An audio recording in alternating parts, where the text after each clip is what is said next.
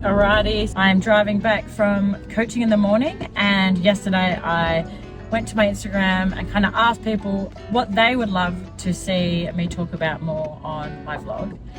And I got hit up with heaps, so that was really good. So the first one that will be easy for me to ramble off while I'm driving, because it's something that I have a lot of insight into, unfortunately, is injuries, how to train around them, how to tackle them. So let's go.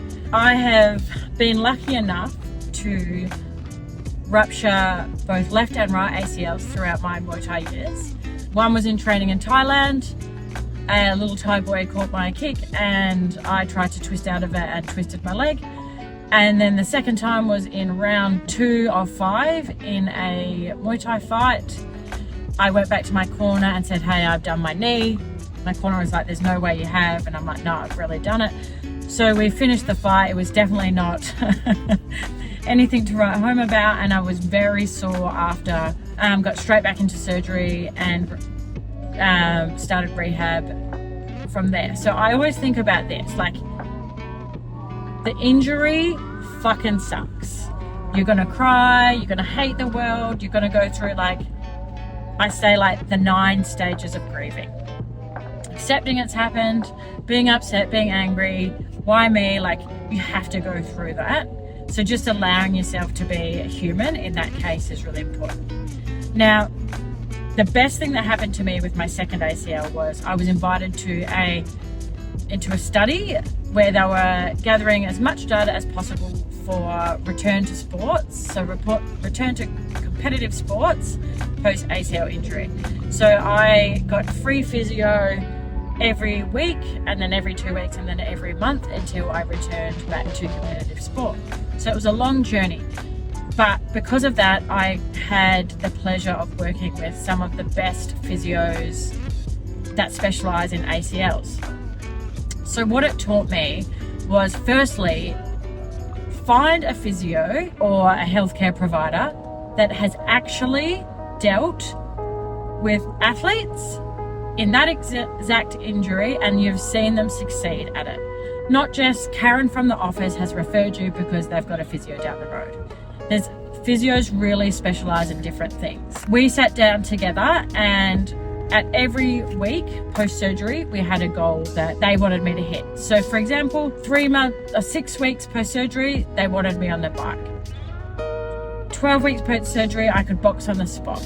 14 weeks post-surgery, I could go back and forth. 16 weeks post-surgery, left to right. So every 2 weeks, we had something else that I could do that was sports specific. A big mindset hack, tip, reframe that I cannot emphasize enough is that when you cannot compete in something, or you can't do the whole sport, it is the absolute perfect time to go back to the drawing board and go, what is a weakness in my game that I can actually fix during my recovery?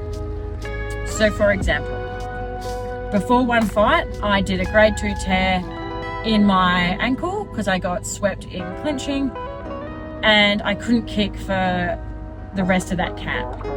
So we worked really hard on my hands, and my elbows were something that were lacking in my game. So whilst the injury sucks, there is a way to relook at it and go, I can work on a weakness now without the pressure of a competition, without the pressure of needing to peak fitness or run and all these things. So I believe things happen for a reason, and injuries do happen for a reason. How can you look at your training schedule and go, am I overtraining? Am I underfueling? Is there a weakness I can work on during this time? So yeah, the injuries suck. Get a good healthcare provider that has done that time and time again. Make a plan so specific that you know where you should be at what week, and that continues to give you motivation, and work on those weaknesses. The next question I had was about recovery routines, and I actually had to fucking laugh at this one because it was from Shorty, and she's from Joondalup, and she's a great chick, but she's not a mum. This is where parents just luck out. We don't really get recovery, but I'll kind of say, I'll put my coach hat on and we'll talk about recovery from what I feel. So I feel that everyone is willing to go to ice baths, saunas, pay quite a bit of money on all these sups, but they really overlook basics that cost nothing. So in my mind, your sleep is pretty much number one. Making sure that you get as much sleep as possible. No doom scrolling, watch your blue lights, all that stuff. The next thing is getting your nutrition bang on. So one of the biggest mistakes I see is athletes always wanting to be super lean, always wanting to be cutting. Now, this is just not giving you enough fuel to recover in between sessions. And that's why I see a lot of people just drop off with their performance. So actually investing into a good nutritionist or something along those lines, like just spend a bit of money at the start, and then you've got your plan of what you should be eating at what time around your training. Very important. The next one for me as a parent, a business owner, someone that's a bit older, is my stress management. When I was in my early 20s, I didn't own a house. I didn't, have 20 staff to look after. So really my stress was low. At the time, I thought it was high.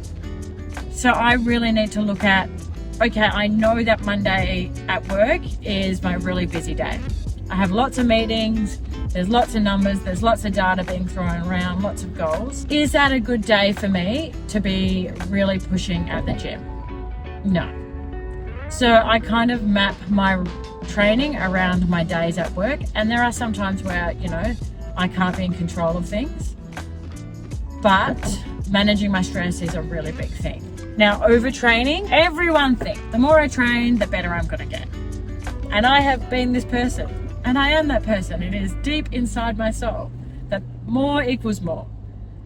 But I've realized that if I stick to my sessions and I don't add junk volume on, I'm not just doing things for the sake of training for an extra hour, I actually progress faster. So aiming for consistent sessions throughout the week, then a session that I can not bounce back from the next day.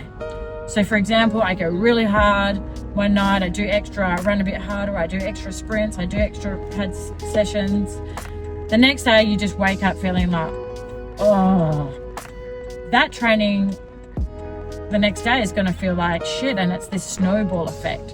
So getting your training load is really important, and kind of like assessing it each week is like, okay, I feel a bit better this week, I'm getting used to it.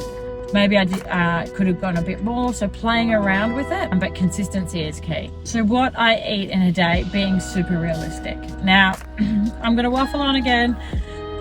What I have found, and everyone is different, is simple meals that I can literally bang together in a few minutes are the ones that I will consistently eat. The moment I try and do any of this like fancy, macro-friendly pizzas, macro-friendly fucking desserts is when it just becomes too hard. If I had more time, maybe it would be different. So literally like 90% of the time, it's rice from the rice cooker that we always have on at the house because we have Asians, some frozen veggies that I heat in the microwave, so butter, and a piece of protein. So I mix that up, whether it's like steak, chicken, prawns, whatever it is, I try and like vary that up. And then I add some salt and pepper or seasoning. So that's really, really boring, but that's how I get consistency. Then I have my pre-workout meals. So I left the house this morning at 5:20 a.m. and everyone's asleep.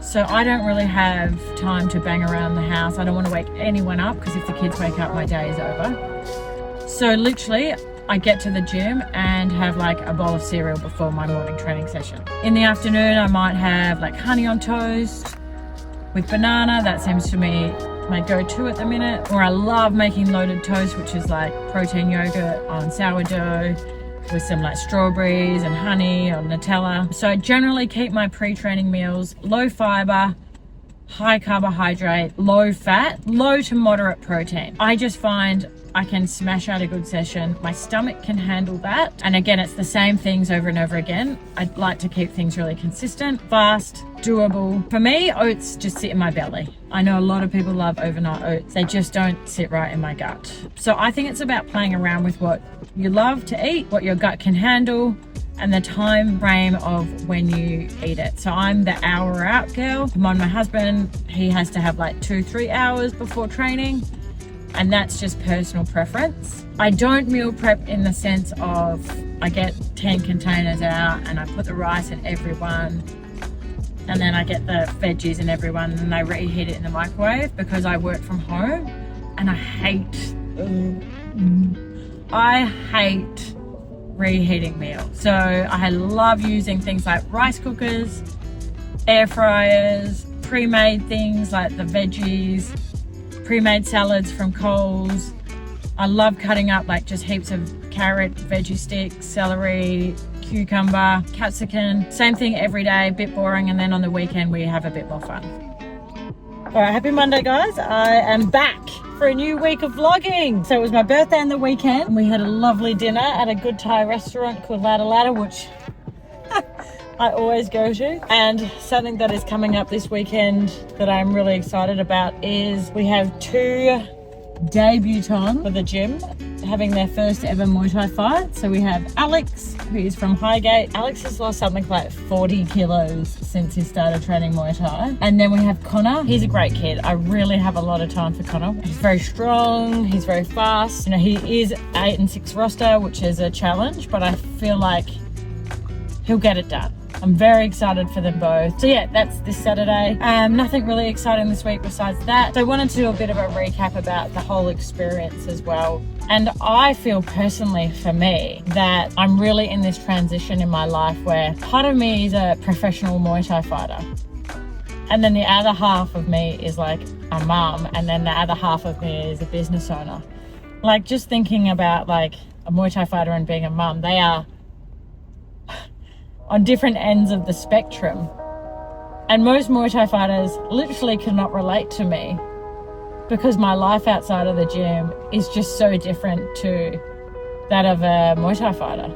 So if you think about, like, you know, they talk about like posting relatable content and being authentic, like, I'm not fucking relatable. Like, I probably am to mums, but like a 19-year-old boy that like aspires to be a world champion, like, he probably thinks like, who's this old bitch trying to like kill people in the ring for a trophy? So I always have a bit of a chuckle about that. But I will do an official recap, because I think the purpose of me doing this vlog is a lot different to what you might think. And there was a specific moment in time. I was actually driving to work, and I love to listen to podcasts to work, on the way to work, because I feel like I'm benefiting, like I'm getting smarter. And I leave the car feeling like, yeah, I'm a smarter human. Whoa. And I listened to this one podcast from Alex Hormozy, and it was like, you can read every single self-help book, you can listen to my podcast, you can listen to anything, you can go to psychologists. Really, unless you're taking that action, unless you're doing the things, you're just fucking doing the same shit and not taking any action. And you're not any smarter, you're not any better, you're not putting yourself out there, you're not trying to make mistakes, all these little things. I was like, that's right. Like, I've literally been driving to work, listening to all these podcasts, listening to all these pros, like telling me about how they've had success, blah, blah, blah. But I haven't changed anything in my life. I just get like that little dopamine hit after listening to someone talk about it and thinking, oh, my life would be so much better if I did X, Y, Z. So this year is about taking imperfective action and just like being shit at something that I'm not normally shit at. So yeah, have a lovely week, people.